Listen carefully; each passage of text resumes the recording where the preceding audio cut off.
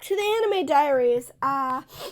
We are on episode 4 of 11 Eyes, and we today officially meet the young man who has been passing them by, who Yukiko alluded to the last episode. And his name, I thought his name was Akihisa, but no, his name is actually Takahisa, and that's his last name.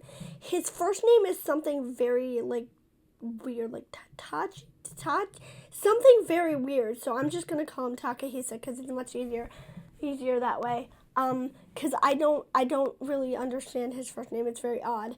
And he, of course, is the young man who saved Yukiko from in the Red Knight in the first place. And he has some kind of connection to the nurse. I forget if he likes her or if they were just like childhood friends. I don't remember.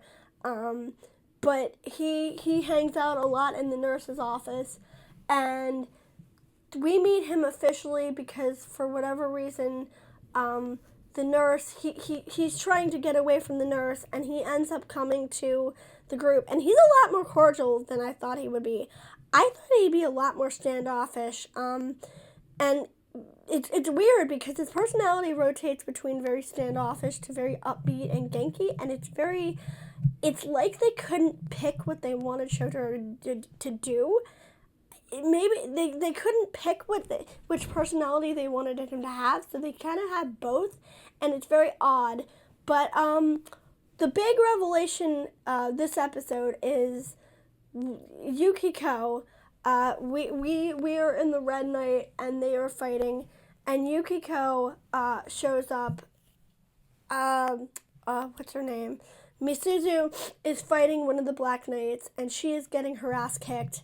So Yukiko decides to intervene, and she takes off her glasses, and we discover that she is, they call it deity, but I think it's more like a built-in defense mode. And she basically ends up fighting the Black Knight because she becomes a much more lethal weapon when she takes off her glasses, to the point where she almost fights Misuzu because she can't tell the difference between friend and foe. She just fights when she takes off her glasses.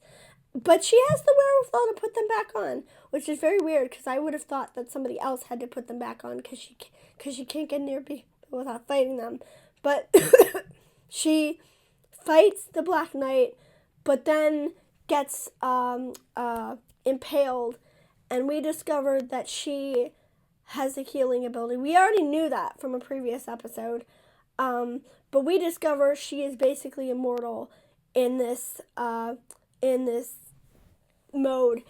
And if you just figured out how the Knights beat her,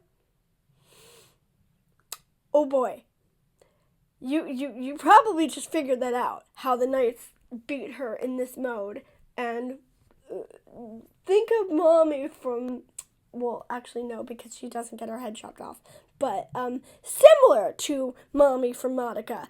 But we will get to that when we get to that. And also, we discover that Takahisa does not care that she is a weapon. He is perfectly fine with who she is, and I think that's why she likes him, because he doesn't see her as a monster. He just sees her as a person, and I think that's very sweet. But I still feel like this is going to end badly. I've seen this before, so I know it's going to end badly, but I still feel like this is going to end badly because they keep referring to the main characters as fragments. So obviously there's a reason they want to wipe them all out. And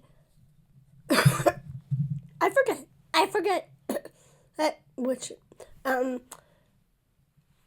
I don't like the fact that it's not taking so long to get to the point, but you know what? That's perfectly fine. I was trying to think if there was anything else I have to say.